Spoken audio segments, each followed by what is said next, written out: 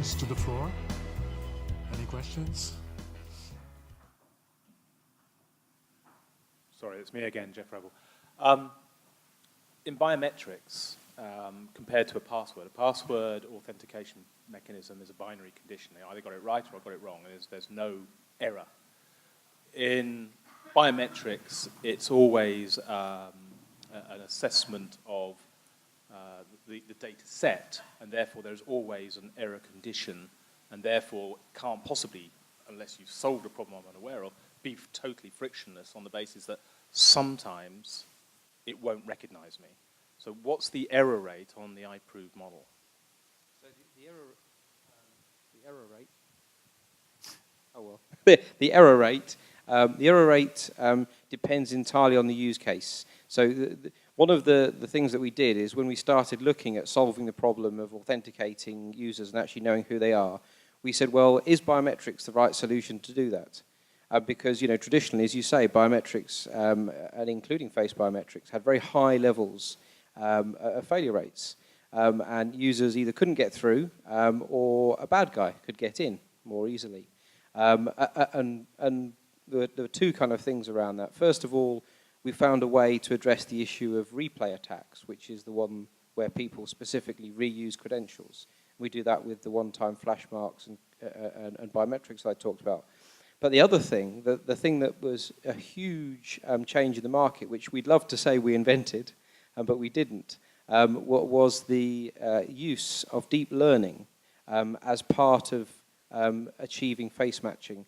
And what we found with that is that's something that, funnily enough, a paper published by Facebook and the University of Tel Aviv formed the basis of our work, and Innovate UK actually funded us to complete a project over 2 years, which we've completed and is now in live, and available on the App Store, incidentally, under iProve Verifier. That actually means that we're getting much better rates of success and much higher security, purely because it's able to feed in much greater amounts of data and give more accurate results in things like difficult lighting conditions, things like movement. Now, of course, that has to be combined. The only way to make that successful is to combine it with instructions to the users to guide them towards the best possible outcome. So, what we found, we did a recent set of user testing in the public sector, and we achieved much higher levels of completion than, in that case, compared to an app-based solution, which was around users typing things into an app. So, yes, it's not perfect. And, one of the things that anybody who's looking at biometrics for any situation has to say to themselves, right, this is something where there is a chance that something bad could happen. There is a chance that users might not be able to get through. Really, the only way to do that is to look in depth at that biometrics and understand it, and understand exactly what the limits are for their specific use case.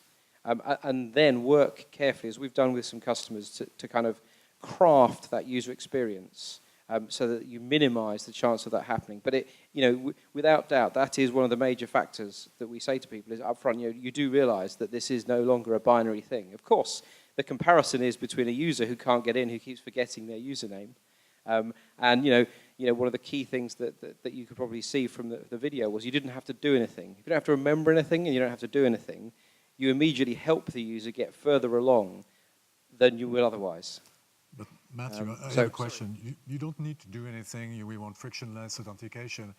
I mean, it's a question for you guys. Do we still need positive identification? The system could score you, work with a risk-based analysis, and why do we still need, positive identification for 99.9% of cases?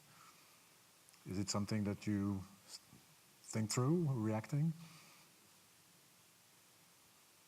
Well, I mean, just for that reason, for the convenience and the experience, I think behavioral biometrics is a hugely exciting space, because if you can maintain, of course, then you have privacy and other issues that you have to be respectful of, obviously, but if you can apply those same risk management processes to behavioral biometrics and the data you get from that, then you can de-risk a lot of transactions without any interaction with a consumer. So, identity is all about context, as we say. So in some cases, yeah, you might need that positive.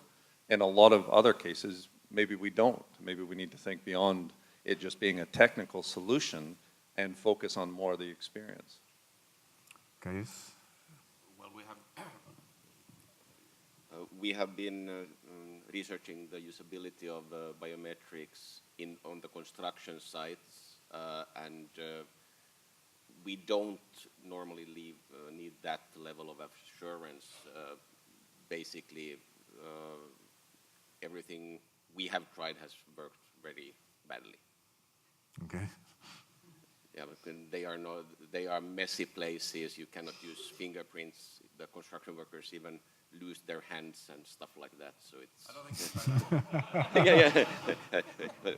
We'll see. We have tried iris scans also and stuff, but we are constantly looking for new solutions because we need to have a very fast flow through the gates to the construction sites. So it's interesting. You mentioned behavioural biometrics, and we think there's a really strong place for that. But also, one of the things that we found was that users, when you take them through the process of authenticating, they want to know that there's a security process happening. And actually, you know, it's really difficult to have a user experience that is frictionless, but strongly signifies that there's a security process occurring. And that's really, you know, one of the reasons why we've gone down the route we have. But I think, you know, continuously achieving that, one of the only ways you can do that is by having things like very large amounts of data with which to create challenge and response structures. And in our case, that challenge and response structure is the flashing lights that are reflected off your face, you know, and are different each time. But, you know, with it, and again, that's why, you know, face can be quite useful too, because it's a good amount of, you know, 2.5 seconds of data. But it really depends on the situation. And I think the most likely way that the industry will go is to use all sorts of different biometrics for different situations. Great. So, yeah. Thank you very much. I think we're reaching the end of this session. Unless there's another question from the floor, we'll just close it here. And I would like to thank you, and please thank our panel members. And we'll open for the next session, which is going to be about the personal information economy, which is a very exciting topic, and how you turn things upside down. Thank you very much.